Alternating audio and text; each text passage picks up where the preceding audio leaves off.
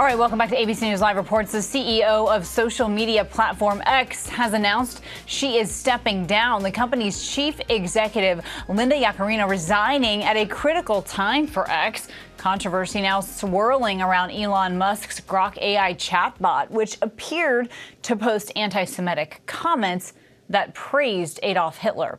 Elon Musk responding to questions about the post, blaming Grok's anti-Semitic comments on the bot being, quote, too eager to please and be manipulated by users, and says that the issue is being addressed. I want to bring in our ABC News senior Washington reporter, Will Staken, along with the host of the Rip Current podcast, Jacob Ward. Gentlemen, good to have you with us. And Will, starting with you, what more have we heard from Musk himself over these anti-Semitic rants from the bot? Well, like you said, that's kind of what we've heard from Elon Musk about these posts from his chatbot.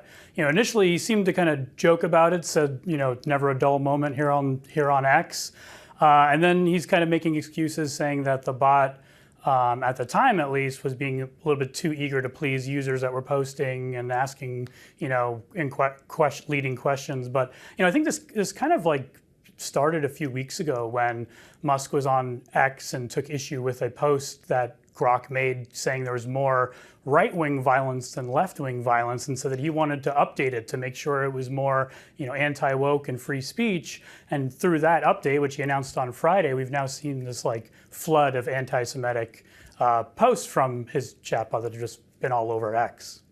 Oh, that's interesting. But Jacob, how does something like this, though, happen with an AI chatbot? I mean, these anti-Semitic ideas had to come from somewhere. Is there some kind of bias baked in? Yeah, I mean, this is the whole thing that we're all facing right now, right? We have, Kana, these private platforms owned by some pretty ideological figures, increasingly ideological, right? Silicon Valley titans once upon a time prided themselves on staying out of politics, or if they got into politics, they got into more progressive politics. Now, you've got somebody like Elon Musk. I mean, the fact that he's saying that this bot was too easy to please tells you a little something about what it was told to do when they made the update over the weekend, right? He said, we're going to turn down the wokeness. He's been upset about Grok in the past being too woke, as he said. Clearly, this is just sort of, going overboard on what it was told to do. We know that some of the high-level instructions given by Grok's programmers to it talked about giving it permission to get into politically incorrect topics if it could substantiate its claims.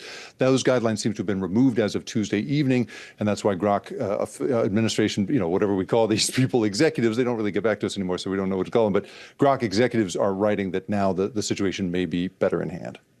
Interesting. But then it begs the question here, Jacob, of where do you draw the line now in terms of content moderation when you're promoting free speech? Well, it's pretty amazing. I mean, to draw a comparison between something like TikTok, where if you say Hitler out loud, the filters on that thing will kick you right off of a live broadcast or spike your content such that you can't speak any longer to a large audience. Now, it turns out, X is very much the opposite.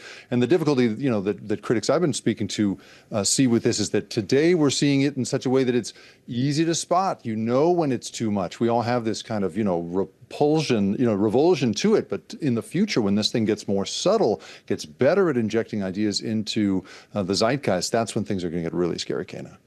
Oh, the subtlety of it all. That's an interesting point there. Will, let's talk a little bit about Yaccarino's departure here. The timing, certainly interesting.